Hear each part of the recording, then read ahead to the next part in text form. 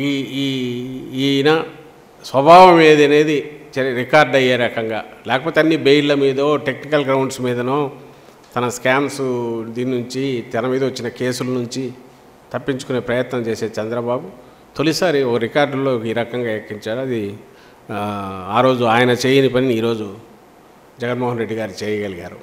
కానీ స్వభావం అదే. ఇప్పుడు మళ్ళీ 24లో మళ్ళీ ఏదో ఒక రకంగా మళ్ళీ ప్రజలు ఏదో ఒకటి ఆశీర్వదిస్తారేమో, అన్నీ మర్చిపోయి ఉంటారేమో ఇవన్నీ.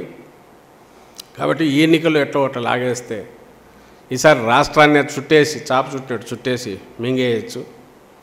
ఇంకొక అవకాశం ఇస్తే ఈరోజు జగన్మోహన్ రెడ్డి గారు రాకుండా 2019లో కర్మగాలి అతనేగానే వచ్చింటే ఈవేళకి చుట్టేసి, ఆ రోజు ఎట్లయితే 2004లో రాష్ట్రం ఉమ్మడి రాష్ట్రం కర్మగాలి ఆయన చంద్రబాబు నాయుడు వచ్చింటే ఎట్లయితే నేనన్నా ఈ 800 ఎకరాలు 1000 ఎకరాలు ఎన్ని పోయావు, ఇదంతా క్లాసిక్గా కనపడుతుంది. ఇట్లా కనపడనివి ఇంకా చాలా ఉన్నాయి.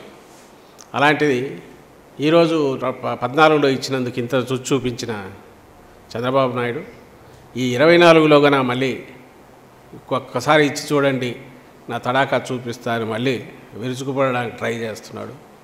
ఈసారి ఇస్తే మొత్తం రాష్ట్రాన్నే మింగేయాలనే దీంట్లో ఆలోచనలతో దురాలోచనలతో కుట్రబుద్ధితో వస్తున్నాడు. ప్రజలందరూ గమనించాల్సింది ఇతను రావడము అంటూ జరిగితే ప్రపంచంలో లేని ఎవ్వరూ చేయలేనివి ఏదైనా చేస్తానని చెప్పి జగన్మోహన్ రెడ్డి గారు ఎప్పుడు అన్నట్టు కేజీ బంగారం బెంజి కారు కాదు, ఇప్పుడు కొత్తది ఇంకా ఏదైనా వేరే కొత్త కార్లు వచ్చింటే బెంజి కాక అంతకంటే పెద్దగా అది 10 కేజీల బంగారం అయినా సరే ఇస్తానంటాడు. ఎవరు చేయలేని పనులన్నీ చేస్తానంటాడు. వచ్చిన తర్వాత నిజంగానే ఎవరు చేయలేని ఆలోచించలేనంత దోపిడీ చేయగలిగిన మింగేయగలిగిన ఘనాపాటి ఘనుడు ఈయనని ప్రజలు గుర్తించాలి చంద్రబాబు నాయుడు గురించి అని మా విజ్ఞప్తి. Thank you.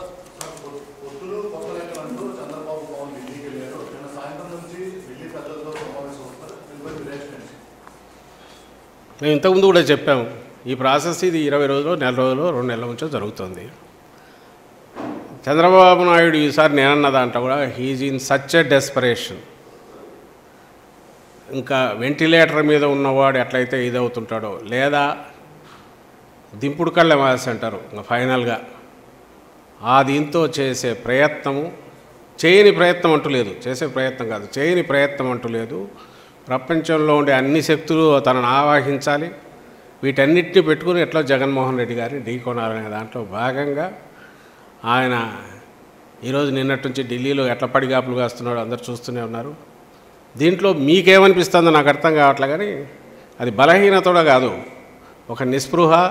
ఇది మిస్ అయితే ఇంక నేను నా బతుకే వృధా, నేను అయిపోయినట్టే అని భావించే వ్యక్తి ఆఖరి క్షణంలో చిన్న గడ్డిపోచ దొరికినా ఎట్లయితే కొట్టకపోయేవాడు ఎట్లా చేస్తాడో ఆ ప్రయత్నం చేస్తున్నట్టు అనిపిస్తుంది.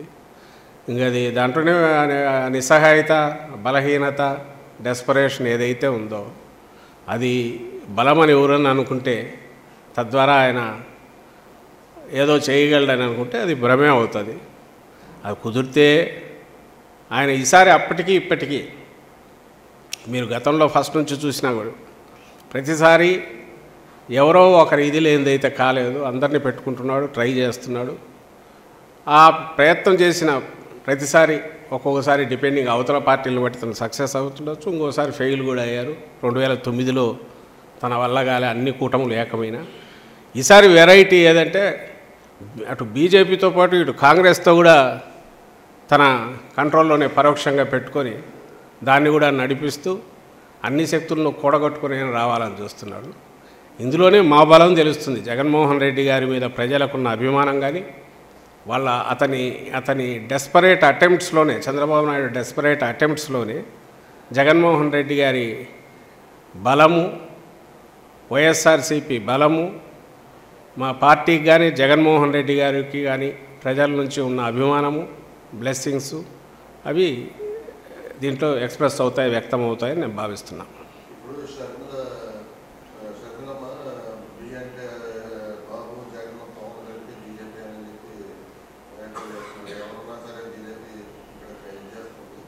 ఏవో పడికట్టు మాటలు లాంటివి 4 పట్టుకొని ఎవరో రాయిచ్చిన స్క్రిప్ట్లు చదవడం, వాటికి ఏమైనా వాల్యూ ఏమైనా ఉంటుందా చేసేసి.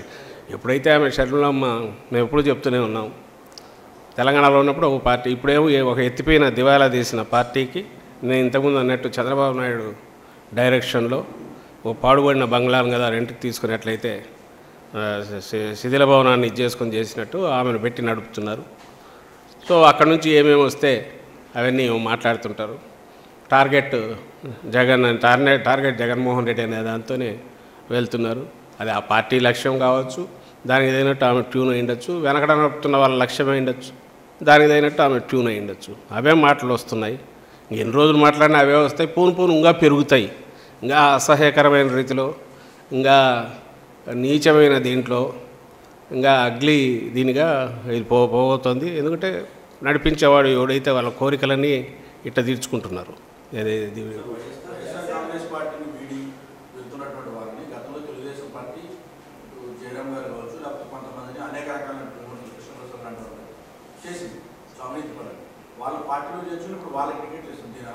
వాళ్ళే ఆన్సర్ ఇవ్వాలి, దానికి వాళ్ళ ఆన్సర్ ఇవ్వాలి.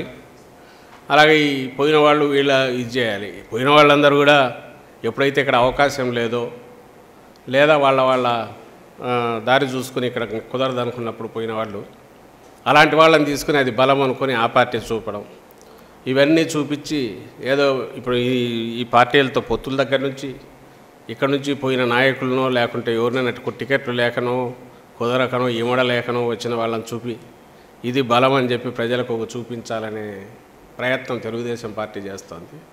అండ్ అలాంటి వాళ్ళు చేసేటప్పుడు దానికి ఈరోజు మాట్లాడింది ఈ రాత్రికి మాట మార్చినా అప్పటికి అదే కరెక్ట్ అని చెప్పి ఒప్పించే ప్రయత్నం చేయగల మేటి ఎల్లో మీడియా వాళ్ళకు ఉంది. వాళ్ళు ఆ మీడియా పరంగా ఉండే దీంతో ఒకటే చెప్పిందే 10 సార్లు పెట్టి అదే నిజమని చెప్పి ప్రయత్నం చేస్తూనే ఉంటారు. వాళ్ళు ఏది అనుకుంటే అది నిజం అనుకుంటారు. కాబట్టి నేను ఇంతకుముందు అన్నట్టు ఇటు బీజేపీతో కానీ అటు కాంగ్రెస్తో కానీ అందరితో ఒకేసారి పొత్తు పెట్టుకోనో డైరెక్ట్ ఇండైరెక్ట్ చేస్తూ అది బలహీనతే బలమని కూడా ప్రచారం చేసుకోగలిగినంత సామర్థ్యం ఉన్న గుంపు అది. చంద్రబాబు కానీ ఆయన వెంబడి ఉండేవాళ్ళు కానీ ఆ ముఠా కానీ మొత్తం. కాబట్టి అలాంటి వాళ్ళు దేన్నైనా సమర్థించుకోగలరు. దానికి జనం అయితే చూస్తున్నారు కాబట్టి వాళ్ళు ఇవన్నీ గమనిస్తుంటారని మేము అనుకుంటున్నాం. చేస్తున్నాం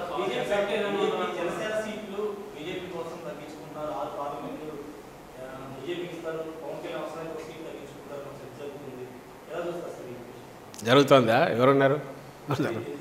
ఏమో తెలియదు, మనకు తెలియదు ఏం జరుగుతుందో. ఏం జరిగినా ఏదైనా ఇంతకుముందు ఒకసారి చెప్పినట్టున ఈయన తెలియకుండానే పెంచుతూ పోయిన దాంట్లో చంద్రబాబు నాయుడు పవన్ కళ్యాణ్కు 40-50 ఇవ్వకపోతే ఆయన బలం ఇంతని ఊహించుకునే వాళ్ళు నిరాశపడుతున్నారు. అది బ్యాక్లాష్ వస్తుంది, అది కొడుతుంది. ఇది వాళ్ళు చేసుకున్నదే. ఆయనకు 24 ఇస్తే ఇంతేనా అని ఉంది. ఇప్పుడు ఆయన ముఖ్యమంత్రి అవుతాడు అనుకున్న వాళ్ళకు ఇంకా కాడనే దాంతో అర్థమైంది. ఆ రకంగా వాళ్ళు నిరాశపడినారు.